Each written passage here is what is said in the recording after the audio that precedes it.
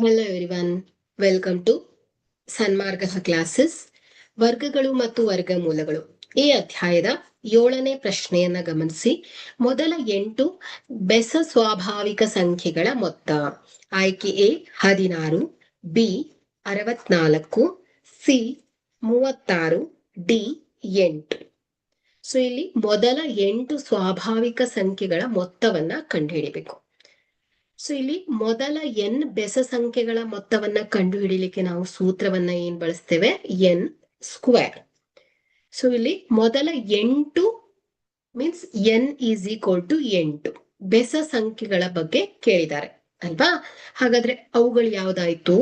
1, 3, 5, 7, 9, 11, 13, 15. Okay, 1, 2, 3, 4, 5, 6, 7, 8 ಮೊದಲ 8 ಬೆಸ ಸ್ವಾಭಾವಿಕ ಸಂಖ್ಯೆಗಳು. ಸೊ ಇವುಗಳ ಮೊತ್ತವನ್ನ ನೋಡ್ಬೇಕು ಅಂದ್ರೆ ನೇರವಾಗಿ ನಾವು ಇದನ್ನ ಸಂಕಲನ ಮಾಡ್ಬೇಕು. ಸೊ ಸೂತ್ರದ ಪ್ರಕಾರ ಹೋಗ್ಬಿಟ್ರೆ ಸೊ ಎನ್ ಸ್ಕ್ವೇರ್ ಅಲ್ವಾ? ಸೊ ಎನ್ ಎಷ್ಟು? 8 ಇರೋದ್ರಿಂದ 8 ಗುಣಿಸು 8 64 ಬರುತ್ತೆ. ಹಾಗಾದ್ರೆ ಮೊದಲ 8 ಬೆಸ ಸ್ವಾಭಾವಿಕ ಸಂಖ್ಯೆಗಳ ಮೊತ್ತ 64 ಬರುತ್ತೆ. ಈಗಾಗಲೇ ನೀವು ಸೂತ್ರವನ್ನ ನೋಡಿದೀರ. ಹಾಗಾದ್ರೆ ಇಲ್ಲಿ ನೇರ ಸಂಕಲನ ಮಾಡೋದ್ರಿಂದ ಕೂಡ ನಮ್ಗೆ ಮೊದಲ 8 ಬೆಸ ಸ್ವಾಭಾವಿಕ ಸಂಖ್ಯೆಗಳ ಮೊತ್ತ ಸಿಗತ್ತೆ ನೋಡಿ. 1 + 3 + 5 + 7 + 9 + 11 + 13 + 15.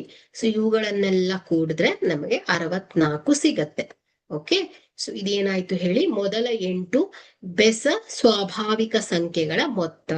ಹಾಗಾದ್ರೆ ಕೊಟ್ಟಿರುವಂತಹ ಆಯ್ಕೆಯಲ್ಲಿ ಬಿ 64 ಮೊದಲ 8 ಬೆಸ ಸ್ವಾಭಾವಿಕ ಸಂಖ್ಯೆಗಳ ಮೊತ್ತ ಆಗಿದೆ. Thank you.